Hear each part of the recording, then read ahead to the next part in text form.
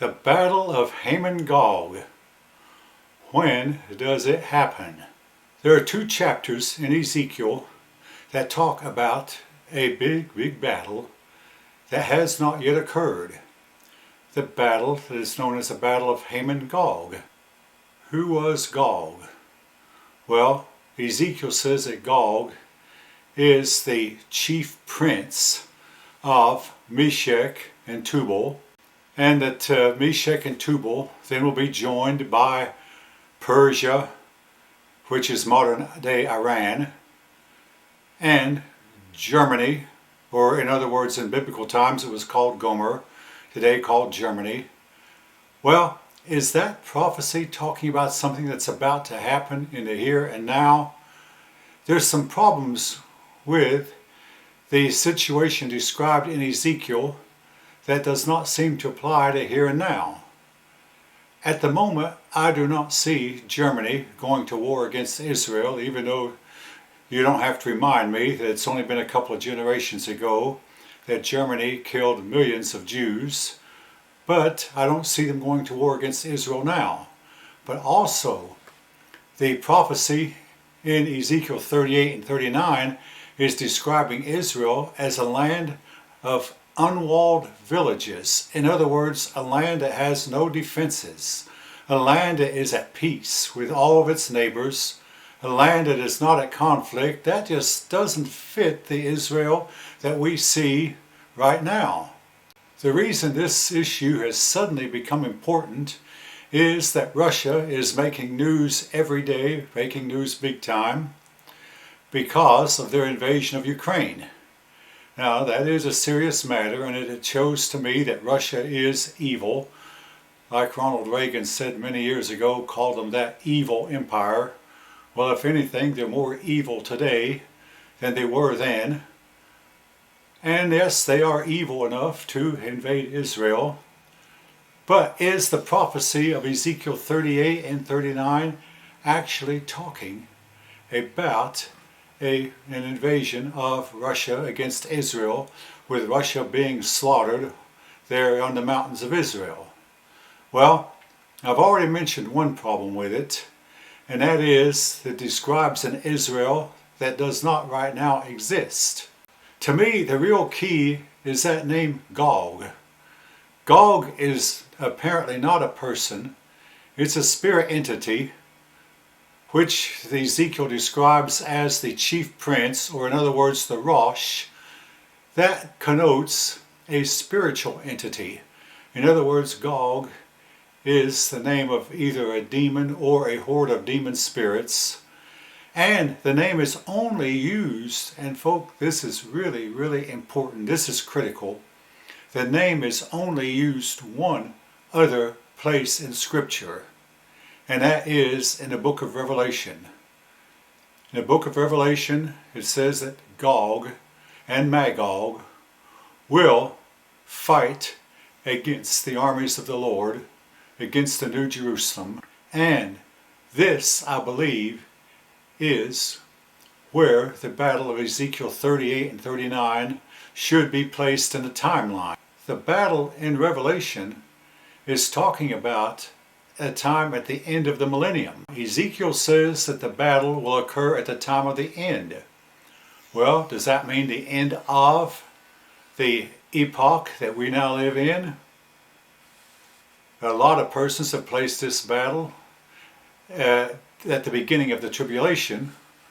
Well, does that mean that the battle will occur at the end of the tribulation, or will it occur at the end of the millennium? Now, according to Revelation, the battle of Gog and Magog occurs after Satan has been bound for 1,000 years. Satan will be bound 1,000 years, and during that time there'll be no tempter to tempt mankind to sin. With no tempter to tempt mankind to sin, Christ will rule with his saints, and they will rule over the nations, and there will be 1,000 years of peace. Then, at the end of that millennium, Satan will be loosed, and he will go out and deceive multitudes and multitudes of people.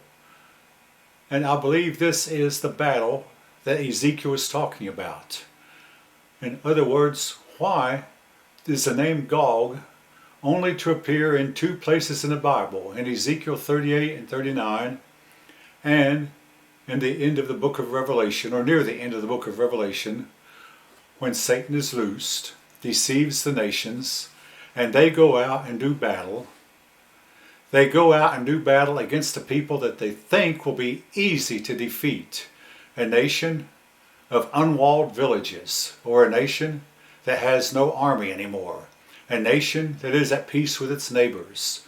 That does not describe Israel today. Why is this important? A lot of biblical scholars know nothing much about Bible prophecy except Ezekiel 38 and 39, and they believe that Russia is going to soon invade Israel and fall on the mountains of Israel. Many people, when it doesn't happen, are going to become disillusioned and think that prophecies have failed, and they're going to perhaps even go so far as to backslide because they have been deceived. I want to correct that deception, folk, if it's at all possible that I do so.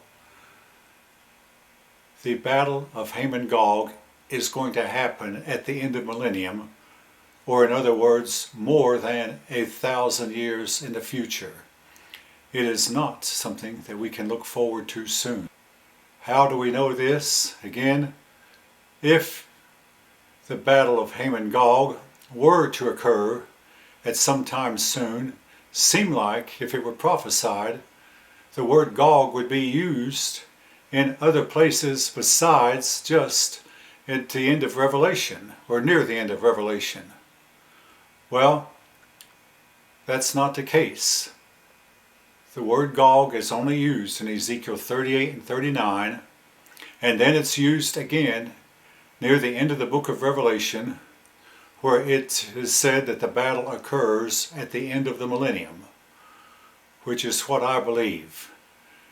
And therefore, Satan tempts the nations, tempts multiplied millions of people, maybe billions by this time, into believing that they can dethrone the Son of God, overcome the city of Jerusalem, and that Satan will be able to set up a kingdom with himself at the head, knowing he has failed before but thinking he will succeed this time. To me, this is extremely important. I personally believe that Israel still has a lot of tribulation to go through before they finally accept the Messiah as their king. In other words, that they accept that Jesus, who came to earth once and whom they rejected, that he is their Messiah, that he is their king. And before that time comes, they actually will be driven out of their land. Now, I've read a lot of books on prophecy who will say that Israel has been bought back and they're back to stay and will never be driven out of their land again. That, folk, I believe, is referring to a future returning. That Israel is to be driven out of their land again. Israel is going to lose some fights, and Israel will be forced to flee to the wilderness.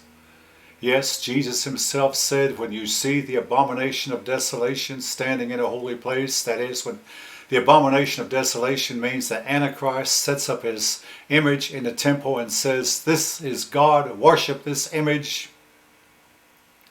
When that happens, the Jews are told to flee to the wilderness, and a lot of them will. The Jews still have a lot to go through with before they finally realize who their king actually is. The king is the one whom they rejected. I believe this is a serious prophecy misconception that modern day Russia is described in Ezekiel 38 and 39. No, Ezekiel 38 and 39 is describing the same general area. Gomer, which is modern Germany, Meshech and Tubal, which might very well be modern Russia, and Persia, which is modern day Iran. Yes, Libya, a lot of those nations, yes, or their hatred of Israel is well known, and they will rise up more than 1,000 years from now, and they will come on the mountains of Israel, only to be slain there on the mountains of Israel. But that is a prophecy for a future time, and not a prophecy that we can expect to be fulfilled anytime soon. As Jesus said, "Take heed that no man deceive you." The text is very, very plain, so please be careful. Be careful how you read. Be careful how you interpret.